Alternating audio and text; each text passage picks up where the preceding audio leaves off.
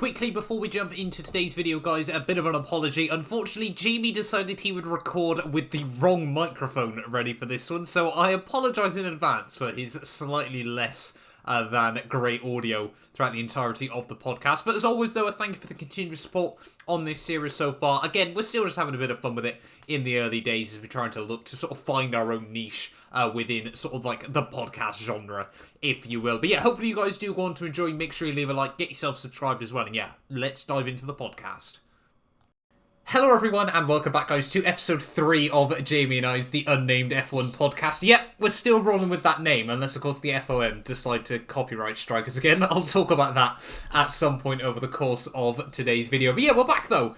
This week, of course, is ready for the well, not the Italian Grand Prix, the Emilia Romagna Grand Prix, isn't it? As I'm probably going to butcher that name all week long in videos. It's something along those lines. But yeah, obviously we didn't make a podcast last week. We've sort of just decided to wrap up everything. Nothing really happened. Nothing that was worth sort of talking about particularly happened over the course of the sort of 2-week break, but condensed between the pair of them, there's probably enough to discuss. So today, yeah, we're going to sort of do a bit of a podcast looking towards the the Emilia Romagna Grand Prix. I'm going to keep calling it the Italian Grand Prix. I'm probably better off calling it San Marino. Call it Imola. Call it Imola. We'll call it. It'll change names throughout the podcast, I would have thought. There's no way we're going to maintain any sort of consistency with it over the course of today. But obviously down in the comments below, of course, will be the timestamps for the video. Obviously, so if you guys do want to skip to a certain part, then obviously make sure you click on that down below. But yeah, Jamie, ready for the Imola Grand Prix this weekend. How are you feeling? How have you been? I've been pretty good. Pretty excited for this race. I have slightly low expectations based on the track and how narrow it is and difficult to pass. But it should, I think this season the thing we're excited about is the title. It appears that there's going to be a big fight, hopefully, that isn't just a massive tease for us again. So if it's a bad race but makes the title more interesting, I think we can accept that every now and then. But obviously it could be a good race anyway. We saw a decent race last year, but that was sort of helped by Bottas getting mad damage and the safety car at the end. But we'll see. Hopefully it's a good one, but I don't expect a Bahrain level race again. Yeah, but I don't know. I think Bahrain is sort of almost underappreciated nowadays, isn't it, for how often it gives good races from a lot of people. A lot of people just remember it as a Tilkedrome and therefore just assume it's awful. And actually, Bahrain's probably now, I'd say, his best track still on the calendar.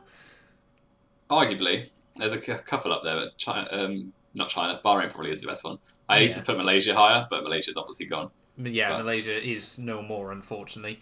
But yeah, so obviously we'll do some proper Italian or Imola GP predictions towards the end of the video. Count how many times I'm going to get that wrong. It's going to be horrendous over the course of today. But yeah, we've also got face cams, as you can tell. That was another reason why we decided to wait, so we could get this all sorted properly. And yeah, hello, we both have faces now, and there's people attached to the logos that were once a thing on this series. Now, the first major news then, obviously we got after the Bahrain Grand Prix, was, of course, Australia. Was meant to be the first race of the season. Now there's some changes coming to the track. We've both got a picture ready to have a look at over the course of today. We'll make sure I'll leave a link to the F1 article down in the comments below as well. But yeah, some major changes coming to Albert Park, Jamie. What are your thoughts? I think, to be honest, it needs a bigger overhaul than it's getting, but hopefully it will be good anyway. I think they're obviously trying to take the right steps with it, because we've seen the last few years it's not been a very good race, and I think people will notice that even more so now that it's late in the season, because I think quite often F1 fans are just happy to have it back at all, so we don't care if it's a good race or not.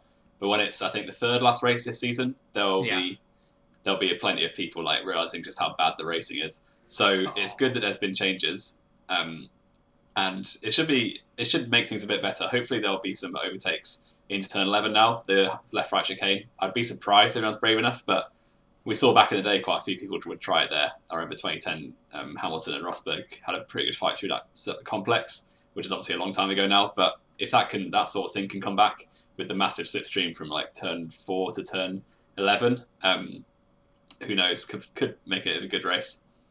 Yeah, now, we have differing views on Albert Park, I think it's fair to say. I always think Albert Park is a brilliant track anyway. I've always sort of loved it, and I guess there's probably an element of that comes from, obviously, it being the first race of the season. But generally, I think it's probably produced better racing than you want to give it credit for, at least more dramatic racing. But then again, some of that obviously comes from the nature of being the first race of the season. Nobody's often quite sure what to expect. I'll be honest, having a look at the picture now makes me realise just how many changes they're making. Now, obviously, we'll do a bit of a run around the circuit then. Obviously, turn 1, the widening of the corner by 2.5 metres. If anything, in my eyes, that probably makes it a slightly worse circuit, because the great thing was about turn 1 was obviously it was really difficult to get right. Obviously, that's where you could see moves. Obviously, someone makes a mistake through turn 1, someone gets a big run down out of 2 into 3. Your thoughts? Yeah, pretty similar. It'll make it less likely for a turn 1 crash on lap 1, so that's obviously a bad thing. Yeah, I'm all for it. But yeah, then coming down to turn 3 as well, it says that making it a slightly less heavy braking zone, looks like, which I'm not quite sure what the point of that is, because turn 3 it's was still a one of pretty the heavy braking zone, isn't it? Yeah, but it looks like it's slightly less sharp, if you get what I mean. The apex is going to be more to the right, so maybe it'll make overtaking even more difficult, because turn 3 was one of the very few places of overtake was actually viable. But I'm sure they'll lengthen the DRS to try and make it more. They try and balance out the changes there. Yeah, so obviously turn 4, turn 5, all the same. Turn 6 again is another one. It's widened by 7.5 metres. That is quite ridiculous. So, Pretty much gets rid of the corner. Yeah, it basically just, rather than turn 6 being a proper corner now, it's just more of a kink that sort of just leads through turn 8. Then, of course, I think arguably the biggest change then is the removal of the chicane of turn 9, turn 10. Now, it basically now follows just the normal road. Normally, turn 9 is actually like a little car park around Albert Park, as I have been there in real life. Yeah. I would, yeah. I went around there in a Nissan Primera with about 80 horsepower. It was genuinely, I think, one of the worst cars I've ever been in my entire life. But yeah, I think that's probably one of the biggest changes then on the lap. Now, you think, you're right, I'm right in saying you think that's a good thing? Oh, definitely. I don't remember anyone, ever really going for anything into turn 9. It has happened. I think Rosberg, I seem to remember, got overtaken. I think it was Rosberg, yeah. It was 2012, his last one I can remember, on lap 1. I think that was Alonso and Rosberg, if I remember correctly. But yeah, that's literally almost a decade ago now, which is quite worrying. Yeah. It's just such a nothing corner. It's very simple. Say that, you used to get, back in the day, you would find people would sometimes make mistakes through turn 9 and then ruin their run out of obviously through turn 10 and then out onto the back straight. Or you'd also find every once in a while people would wallop the wall on the exit at turn 10 as well. That's true. I remember Bottas did that in the Williams one of the years. Yes, yeah, 2014 I think it must have been. But again, we're speaking 7 years ago, so it's not exactly a regular occurrence. I don't know. It's such a simple corner, and turn 10 is obviously a nothing corner really with the downforce they've got now.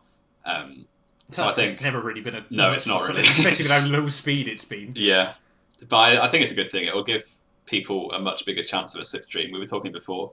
Effectively, from turn 3 until the chicane at turn 11, it's going to be pretty much fully flat out. Which is going to be insane when it's a street track and they're going to be going close to top speed, 210 down towards turn 11, which is going to be ridiculous and could lead to some pretty incredible overtakes if people are willing to brave it out through turn 11 and 12. But we'll see. I think it's a good thing getting rid of the chicane, to be perfectly honest. But yeah, and I think this is, again, obviously we'll talk about the last couple of changes. Then again, turn 13 is quite a big change as well. I think they're really trying to set that up now to be a proper overtaking zone. You would see overtakes sometimes.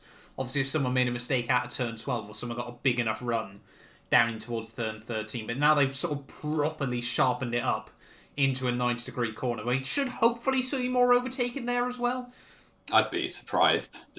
I feel a bit pessimistic going through this track, but we just see the amount of wash of dirty air that someone's going to get through turn 11 and 12 is going to make it basically impossible to be close enough into 13. Yeah.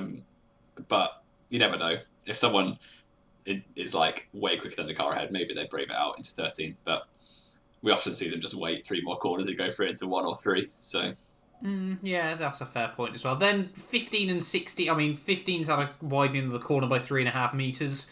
I can't really see that changing a whole amount, I'll be honest. No one's going to send it, are they? No, not particularly into turn 15. But yeah, overall then, it looks like they're making some interesting changes to the circuit. I think this year, obviously, it might be really interesting to see what happens, because obviously no one will really quite know what setup choices to go with particularly. I think a lot of people will sort of be a little bit worried as to what to expect, because Australia was always quite a low downforce circuit anyway, but now it's basically just Bahrain outer. Pretty much, like you think about it, there's a braking zone into 1, 3. Which is made easier, again is made easier. And then turn 11 is going to be a short braking zone. It would never much of a break. I mean, It was really more just a downshift, wasn't it? But really? it might be a bit of a proper one now. They're going to be going like 200 miles an hour up to there. They were pretty close anyway. Yeah, I suppose. And then 13 is obviously quite a big one, and then 15. So it's only really like there's five proper corners, really. Yeah, I'm looking at it. Yeah, there's 4 proper braking zones now. Yeah, which is mad, really. Yeah. I mean, again, it'll be one of those tracks, isn't it, where you'll sort of look at it, we'll say all this now, and actually it will somehow just be a banger now, and there'll just be great battles every year, and Albert Park will live on. Yeah, I mean, of course we hope so. But yeah, I think quietly pessimistic, I think the way we're both describing it for completely different reasons. Me because I like the original, you because you just don't think Albert Park works.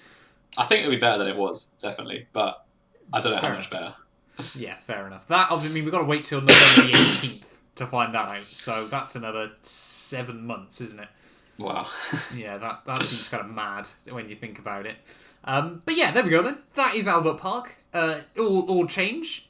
We'll wait and see as to how things go with that. Then we move on to some sort of slightly smaller news sort of pieces that we've seen coming out over the last couple of weeks. First of all is Haas's big 2022 gamble. Now, obviously, we spoke about that in the Bahrain GP podcast that we did a couple of weeks ago.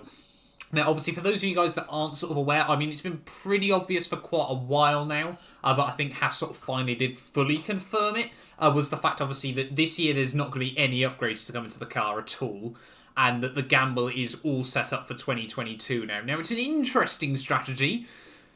Is it potentially going to pay off, though, Jamie? What are your early thoughts? If I'm brutally honest, it looks like Haas are the sort of team that are trying to find a way out of F1, which maybe I'm being too harsh, but to completely write off a year when, even before the first race, it's such a negative mentality. But, you know, they accepted that this car is absolute trash, which it clearly is.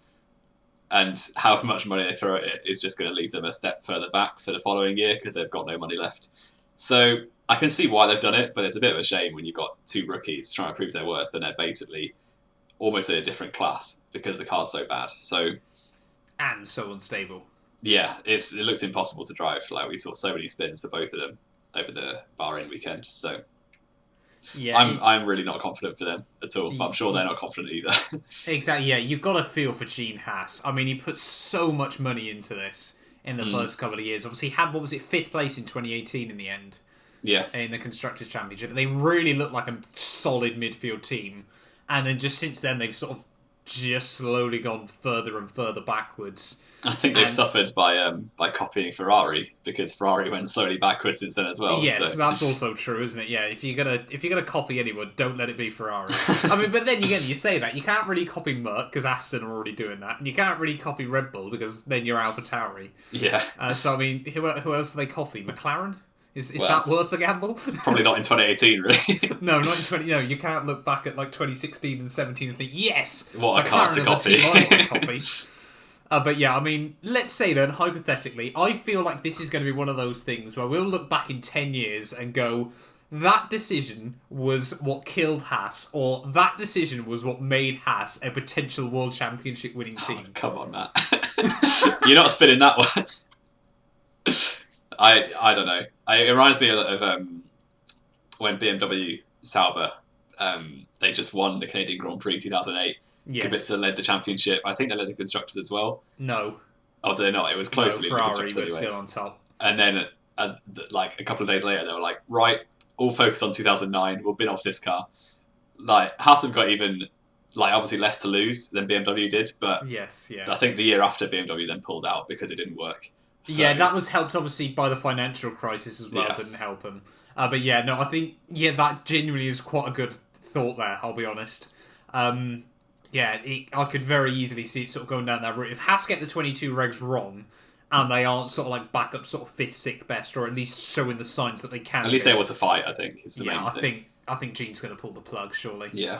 I've never as well, sort of like, obviously, I know you get a distorted view of Formula 1 through Drive to Survive and things like that, but Gene Haas has never seemed as interested in Formula 1 as I'd sort of like him to be as well. I mean, he's got such a big NASCAR operation, obviously, over in the US. I don't think he does IndyCar. I'm pretty certain he doesn't do IndyCar, actually, saying that. I know he's got some strong ties with a couple of the teams, but no, he doesn't do IndyCar. And it just makes you wonder whether he's really got that big an interest in it anymore. Yeah, whether I'm not sure. Perhaps he underestimated how difficult it would be, or just doesn't want to pump this sort of money into it anymore. Again, it depends on a lot of things, doesn't it? I think if you can really sort of captivate the US market and you could get a lot more people behind them, they'd stand a much bigger chance and maybe consider it a bit more. But yeah, I think we're both sort of, again, in agreement that maybe this is where we start to see Haas go towards the way Marussia, HRT and Manor did. Or Caterham even. Yeah. It wouldn't surprise me at all if they're the next team to go. Yeah. So here we go then. 2024, are Haas still on the grid? No. James got with no. Fair enough. I don't know. I really want to say yes.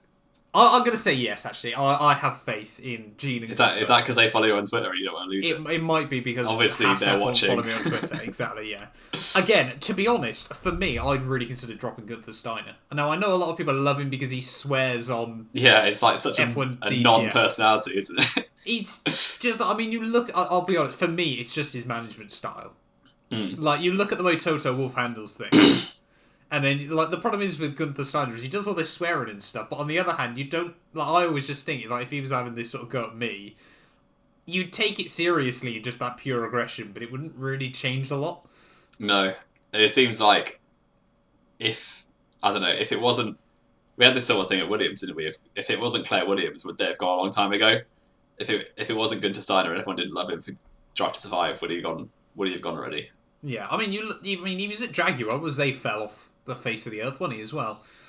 Yeah. So perhaps old Gunther is what's costing Haas. Yeah, compared to someone like Fred Vasseur. Yeah, exactly. Nicolas Big. That is not really... That's such a niche reference. No one's getting that. That's not podcast worthy, is it? Anyway, talking about Haas, though, we'll sort of stray slightly away from Haas. I think sort of one of the other talking points from the last week, of course, was actually Lando Norris again getting himself in the spotlight a bit more. This one, though, for a bit more understandable circumstances. Now, I guess it was... I mean, everything we talk about Nikita Mazepin this year is going to be difficult, isn't it? Because on the one hand, if you sympathise him, some people just think you are the same as him. That's... We're just getting down a rabbit hole. On the other hand, if you give him too much stick, sometimes I think it's a little bit unfair. And this is sort of what Lando pointed out, wasn't it, after Bahrain? Obviously, he was streaming on Twitch. Was he watching the meme review or was he watching the race? No, he was watching the actual review this time. Yeah, he was watching an actual review. And obviously we saw Mazepin bin it, and obviously all his Twitch chat went wild. I was going, haha, me spin and all like, this. Spamming clown emojis, Mazepin, just everything that's really not funny at all. But... Exactly. Then obviously you see Pierre Gasly ram into the back of Ricciardo, and obviously you see Mick Schumacher in the background, and obviously Lando pauses the video, and obviously then just absolutely rails at his chat going, is everyone going to give him stick as well? Because he did the same thing. It was literally the same thing, that's the thing. Yeah, exactly. Like, and this is sort of what we spoke about last time, wasn't it? The fact that, again, it wasn't great from Mazepin lap 1, but Schumacher basically did the same thing on the restart. Well, you think about it, how quickly did the safety car come out on lap 1? Was it genuinely before turn 4? Oh. It must have been close. It was around then, wasn't it? It might so, have been 5. Mick Schumacher effectively did three more corners than Mazepin did without spinning. That's worrying, isn't it? Yeah, when you think about that. Obviously they're both rookies. Place as well. They're both rookies, and it's their first race ever in F1, and they're both driving an absolute boat. Not even though boats are way more stable than the Haas looked. They're driving it like a horse, and it's like impossible. A horse is your idea of an unstable thing, is it? Well, what would you say is unstable, Matt? I'm trying to think. My brain. Okay. I was worried then for a second. Oh God, I don't want to know where you were going with it. But yeah, no. I think, again, we sort of touched upon this last week, didn't we? We sort of said the same sort of things as Lando did, in that, again, we completely understand why people don't like Mazepin. On the other hand, Schumacher basically did the same thing. Yeah, it's such double standards. Exactly, and I think Lando was right to point it out. I know obviously he got a bit of stick from some people, but I was genuinely quite surprised with how sort of quickly that went away as well. I thought that was going to stick in people's minds rent-free for the rest of the year, that he was some sort of Mazepin sympathiser. Yeah, I'm sure it'll come up in conversation again when he's watching future reviews, and every time Mazepin does anything, the chat just fills up with count emojis. Yeah, and he has to calm him down a bit. Yeah, so anyway, on to sort of like the final piece of news from the Bahrain Grand Prix heading into Imola. Mercedes. Obviously, there's been a lot of talks over the last couple of weeks. Can they get rid of these issues in the car and things like that? They have confirmed they cannot go high rake. Obviously, for those of you guys that don't know what high rake is, it's basically how much forward facing the front of the car is in comparison to the rear of the car. Obviously, therefore, creates a bigger surface area at the front, and also obviously means you've got more potential sort of braking into the corners and things like that. Now, you can close Wikipedia now, Matt. I'm not on Wikipedia. that's genuinely just like what I know about it anyway. It sort of like makes sense. When you think about it, it's one of those weird things where it sort of makes sense over time. And it sort of begs the question, I think, for a lot of people going, oh, well, why doesn't everyone just run their cars like at a 45-degree angle to the road? Obviously, not great down the straight. That could be easily admitted. But yeah, Mercedes have come out and said they cannot go high rake this year. Now, everyone sort of followed it on from Red Bull back in 2017, 2018. And Mercedes kind of never really did it particularly. And then sort of last year, we noticed it a bit more with the car. Had a little bit more rake on it as well. But yeah, Mercedes said, even if like in some theoretical world where they could go high rake, that is not where the issues lie as well. Now, obviously Mercedes are a team with a huge budget. We both know that. Do you think these issues are going to be a problem throughout the rest of the season, or are we just going to find them very quickly sort of work out setup tweaks and stuff that get around it? I think they're well prepared enough to get around it. We've seen them have this long wheelbase, low rake car for years because they just find it more stable. I think they must have a very good reason. Aerodynamics for them anyway.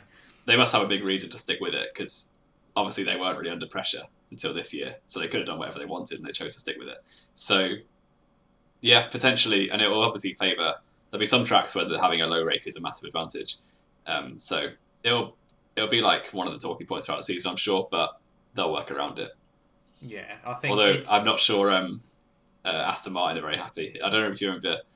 I think they went to Otmar Safnauer like 3 times during the Bahrain race, and every time he mentioned rake at least like 3 times. Yes. And it was ridiculous, but yeah, I'm pretty sure they'll not stop complaining all year. But and it does beg the question, doesn't it? Obviously, I know this was sort of the whole big thing last year. People going, oh well, they copied the Merc, and I always thought they were right to say, well, it's pointless copying someone if you don't know how it works.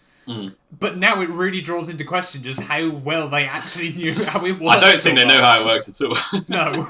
Now you're sort of really wondering how much stuff might have been passed under the table between the two of them. But yeah, again, I think this year's going to be tough for Aston Martin. Obviously, we'll talk a bit more about that down the road as well. Obviously, we've got a lot of ideas for other podcasts that we're going to go through, obviously, as the season unfolds. So obviously, if you are new, make sure you do get yourself subscribed as well. Of course, cheeky plug right there. But quickly then, to finish us off, looking towards Imola this weekend, obviously quite an interesting, again, we said sort of quite an interesting race over the course of last year. Certainly a lot of things to look at and talk about, obviously, from last season. We're going to jump in first of all with qualifying. Last year, Valtteri Bottas got pole. Jamie, are you going to see that happening again? I completely forgot he got pole. I thought it was Hamilton, to be honest. But no. I think the Red Bull will be strong around here. It wouldn't surprise me if it's a Red Bull 1-2, to be honest. But now that is a call. I'll hang on for my predictions for a little bit longer, but I certainly don't see Bottas on pole. No, I think, to be fair as well, going back to the rate thing quickly, this car is not going to be fun for Bottas at all. No, he seemed to hate it in Bahrain. We saw how much he struggled at Turkey last year, and basically that's what this car is, just in a nutshell now. Just obviously a lot more slippery and things like that. So Bottas is going to have a lot of fun this year, and genuinely makes me wonder whether that is going to give Red Bull a big opportunity to potentially look at constructors, because I think, obviously, talking about Perez for a second, I think it came out a couple of days ago, actually, that in clear air, he was actually as quick as Verstappen. Helmut Marko, of all people, confirmed that. Wow. which is mad in itself. He confirmed something against Max Verstappen. I That's know, incredible. it's kind of worrying, isn't it? You wonder what's going on there. But yeah, I think, like you said, though, this track is probably going to be Red Bull heavy. It's high aero at the end of the day. And I mean, Not many long straights. Max Verstappen last year was only, what, half second off pole, and then was even quicker in the race. I think I'm not going to be surprised if it's a Max Verstappen win this weekend. But again, we said that about Bahrain last time. If Max gets a bad start, Hamilton gets past him into T1, that could be it, decided. Track position is going to be so important. It always, it's everything. I think, at Imola. Not even a prediction, a spoiler for this race. Whoever's leading into turn 1 is going to win. Yeah, and that's, been the way it's always used to be as well. Other sort of key talking points from last year, though, Pierre Gasly, P4 on the grid. Yeah. He had obviously had a really good qualifying at Bahrain. Are we expecting to see a repeat of that, or are we expecting to see something a bit different? Hopefully for you, yeah. And now take your bias hat off. I expect him to do well. I think AlphaTauri was very strong at Bahrain. Probably deserved a few more points than he actually got. Yeah. Tsunoda got good points. Tsunoda got 9th, I think. Yes. And Gasly, they probably should have been somewhere with the McLarens and Ferraris. But I expect, last year the AlphaTauri qualified 4th and then also finished 4th with Capure. Gasly retired quite early on, although he might have got a podium in that race. And yeah, the car last year was nowhere near as good as it is this year. So are they going to mix it with the Mercedes? I don't want to push it too far. No, they are not. Well, you look at the gaps. I think, who qualified 4th in Bahrain? Was it Norris? Yes. No, Whoever Ricardo. It wasn't Ricardo. No, it was Charles Leclerc. Oh, it was Leclerc, yeah. He was half a tenth off Bottas. So, it could be close. That's I'm going to go for it. You're saying AlphaTauri are going to be with Mercedes. Qualifying will be Verstappen, Perez, Gasly. There you go. You are a lunatic. Yeah, he's definitely getting a turbo. That to the internet, Jamie. Well, no one's watching this far anyway. So. Oh, dearie me. Well, there we go. I think. Oh, yeah. I don't even know what to say in response to that. Yeah, I mean, AlphaTauri were good last year. 4th and 8th on the grid. Obviously, got 4th in the race as well. McLaren struggled a bit more last year around here, but again, sort of they got a bit quiet to this stage of the year. So I reckon McLaren are going to be good this weekend. Ferrari probably, I think, are going to struggle slightly more than last time out. Not sure. I think their car seems quite well balanced, but just quite. It's not like top Jack level of all anyway. trade, master of none sort of thing. Yeah. Yeah, no, that's fair enough. Racing Point had a bit of a mare last year, so maybe they're going to be back with Alpine. Yeah, I expect that most of the races. I think they're going to struggle quite a lot. Yeah. Aston Alfa Romeo? Alpha, I like Alpha. They had I liked their last pace. year, 18th and 20th on the grid. Oh wow, yeah. They were slower than Haas. That's surprising, and Williams as well. Williams were actually quite good, weren't they? Russell should have got points, but then binned it to the bottle job. Yeah. Alpha were very impressive, I thought, in Bahrain. I think Kimi was only a couple of seconds off points. Yeah. So I think they're getting points. One of them's getting points this weekend. We'll throw that out there. You're saying Alfa Romeo are getting points this weekend? Yeah. Fair enough. So we've got a Red Bull 1-2 with Gasly P3 on the grid. Race prediction then? Are we still saying the same as last time? Who did you go? Verstappen, Hamilton, I'll Perez? go Verstappen, Hamilton, Perez race. Yeah. Okay, fair enough. I am going to shake it up and I'm going to gamble it and say Hamilton, Verstappen, Perez.